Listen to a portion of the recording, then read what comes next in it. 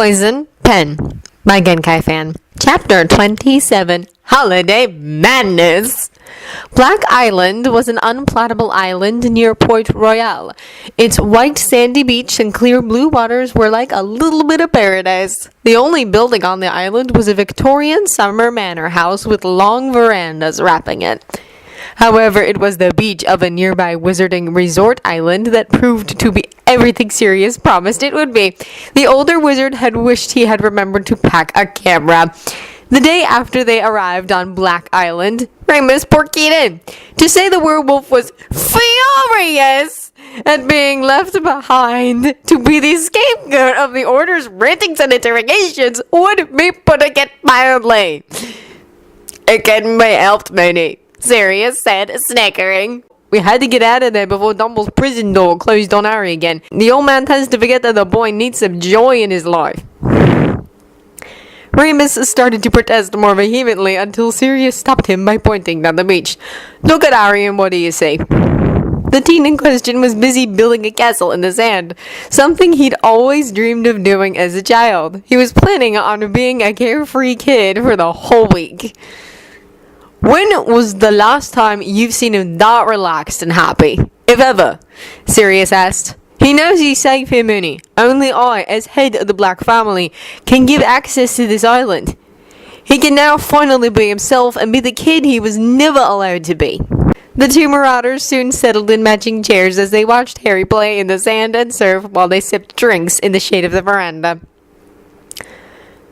Mooney, Sirius paused for a moment. Let me tell you what I found out in the meeting at Gringotts. You weren't there for most of it. Sirius stared out at the lowering sun as he spoke in great detail of what he learned. So you see, he finished. We failed them all, James, Lily, and Harry. I don't think they'll ever forgive us. For the remainder of the week, the three of them spent their time island hopping between Black Island and the nearby wizarding resort beach and nightclub.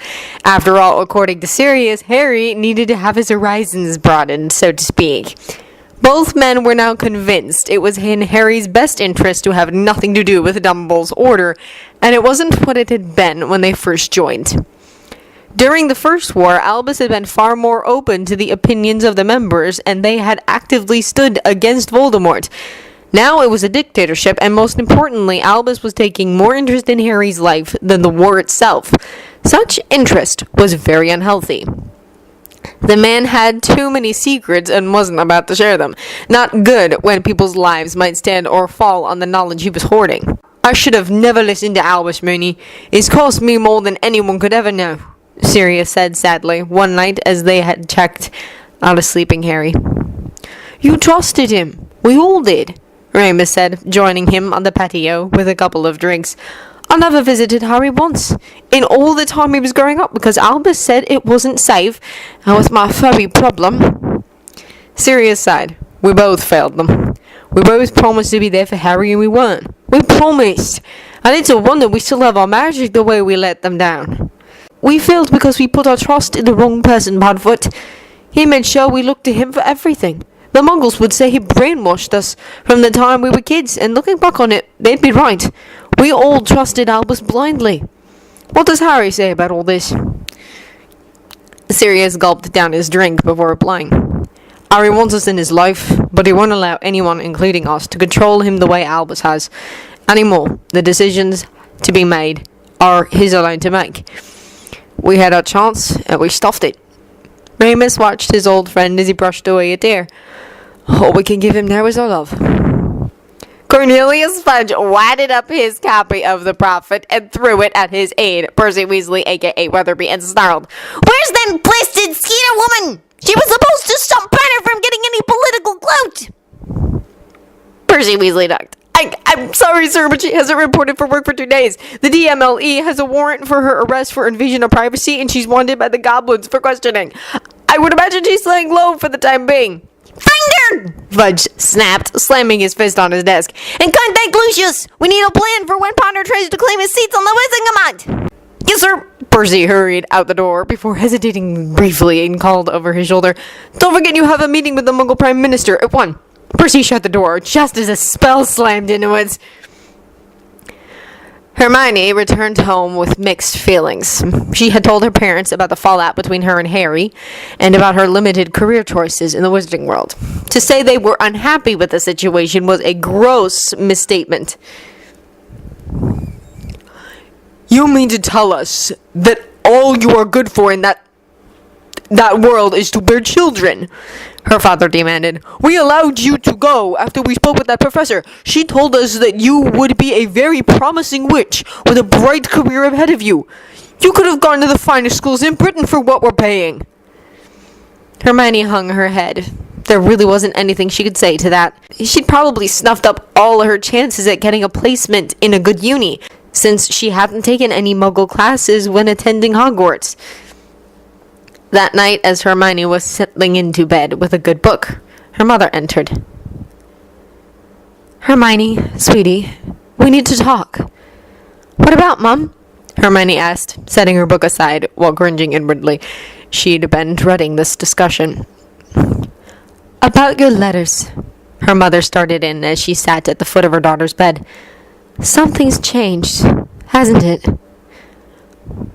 "What do you mean, Mum?" Hermione asked nervously. "Oh, sweetie, your letters used to contain such tales about this boy, Harry," her mother explained, "and now he's almost disappeared from them. In fact, your letters are all about your schoolwork, with very little about your social life." Hermione huffed. "What social life? Only Harry and Ron spoke to me. The girls in my dorm barely tolerate me." Her mother sighed. "Hermione, sweetie, do you remember we had this talk when you were in primary school?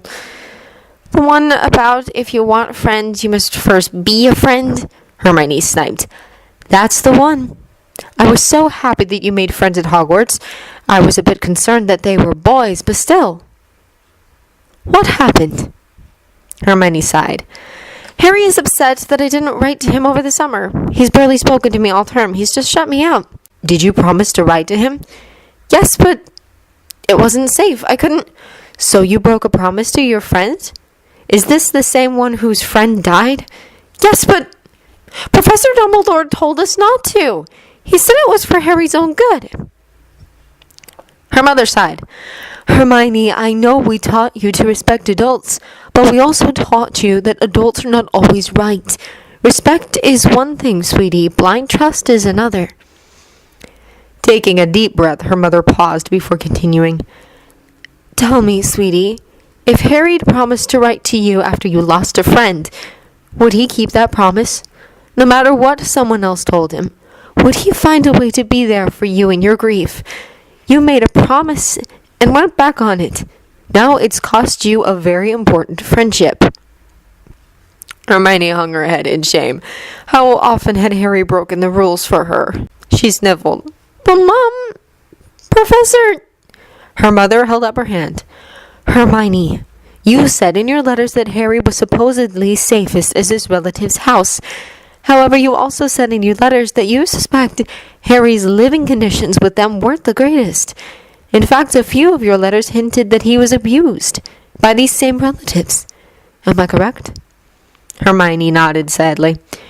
"You had a choice whether to be there for a grieving friend or obey a professor who had no right to deny a student simple communication outside of school.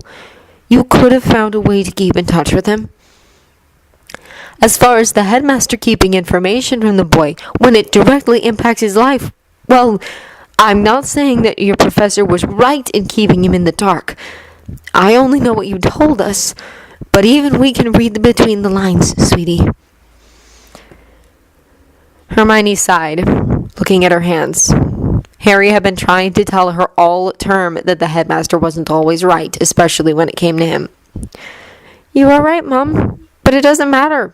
You and Dot are going to pull me out of Hogwarts, aren't you?" "Your father and I are still deciding if we will allow you to return to Hogwarts after the holidays. I suggest that you take some time to think about what you want to happen." Minerva was sitting at her desk, going over the first term exams before heading over to her sister's home for the halls. She had this last bit of work to do. A knock on the door, and Bobby entered. "Minerva, I have Albus's test results. He wasn't happy about taking them. However, after I threatened to go to the board, he complied. As deputy headmistress, it is your right to have a copy. He wasn't happy that you and the board would be receiving copies, but still, Poppy huffed. I'll leave you to your reading. Sorry to spoil your holidays. I know you were looking forward to spending time away with your family. Minerva sighed as she reached for the file. Sirius and Remus walked into the manor house on Black Island after spending the day appreciating the many shapes and forms of the half-naked female bodies that littered the resort beach. Harry had returned earlier as he had some mail from Lord Peter. The two old marauders could hear Harry's laughter ringing out. "What's up, Harry?" Sirius called with a lopsided grin. Harry cackled at the two while pointing and placing a hand on Dobby's shoulder. The house elf was holding up a lidded glass jar with a very strange-looking beetle in it. "Dobby cuts the bed, Bucky!" The elf was dressed in his safari gear. "Harry Potter, sir, is letting Dobby keep sir as a pet," he said, holding the jar higher for them to see his prize. The mug was trying frantically to escape by scratching at the jar's lid. "Dobby promises to take care of Bucky. I feed her and love her and calls her Bucky. Dobby will." Harry lost it totally, dropping to the floor in hysterical laughter as the two men looked at each other in confusion. Trying between gasps of breath, Harry pointed at the jar and managed to get out. It's Rena!"